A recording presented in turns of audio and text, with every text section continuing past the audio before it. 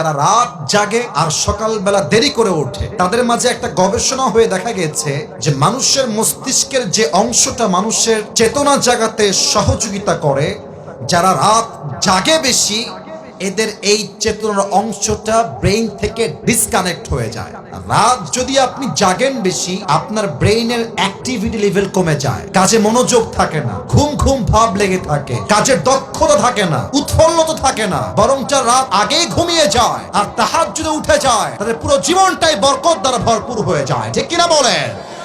এবং সায়েন্স বলছে রাত যদি আপনি জাগেন বেশি, মেলাটোনিন নামে এক হরমোনটা তৈরি হয় না। তো যখন মানুষের দেহে এই হরমোনটা তৈরি হয় না, তখন টিউমার বেড়ে যায়, ক্যান্সার হওয়ার আশঙ্কা বেড়ে যায়। রাত জাগা অভ্যাস বন্ধ করে দাও। রাত জাগবা।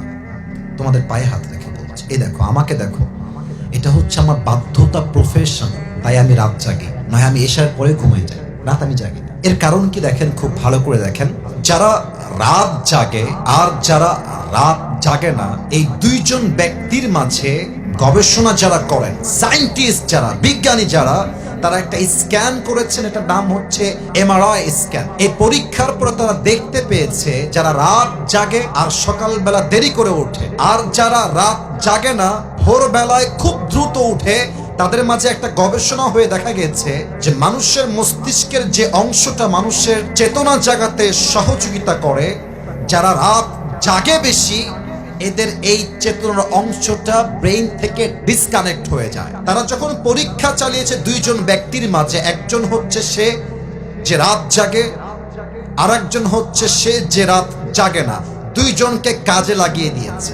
সকাল 8টার থেকে নিয়ে রাত 8টা পর্যন্ত উভয়ে কাজ করেছে। তো যে রাত জাগে বেশি তার ক্ষেত্রে রেজাল্ট আসছে সে কাজ করতে গিয়ে ঝিমিয়েছে, কাজে মনোযোগ পায় নাই, অ্যাক্টিভ ছিল না। তাহলে বোঝা যাচ্ছে রাত যদি আপনি জাগেন বেশি, আপনার ব্রেইনের অ্যাক্টিভিটি লেভেল কমে যায়, কাজে মনোযোগ থাকে না, ঘুম ঘুম ভাব লেগে থাকে, কাজের দক্ষতা থাকে না, উৎফুল্লতা থাকে না, বরং যারা রাত আগেই ঘুমিয়ে যায় আর তাহাজ্জুদে উঠে যায় তাদের পুরো জীবনটাই বরকত দ্বারা ভরপুর হয়ে যায়। ঠিক কিনা বলেন?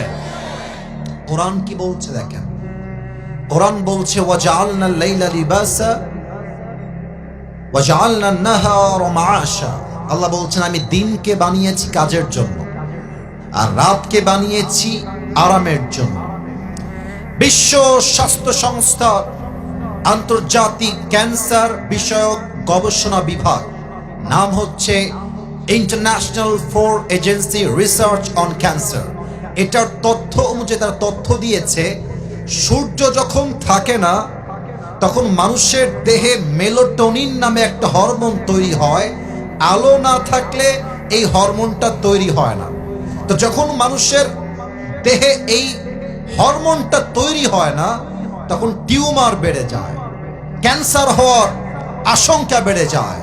এবং সায়েন্স বলছে যারা রাতের বেলা আগে আগে ঘুমিয়ে যায় তাদের এই মেলাটোনিন হরমোনটা খুব সুন্দরভাবে তৈরি হয়, ফলে তাদের ব্রেন টিউমার হয় না, ক্যান্সার হয় না, শরীরটা সুস্থ থাকে, অ্যাক্টিভ থাকে, সতেজ থাকে, কাজে মনোযোগ থাকে। ঠিক কিনা বলেন?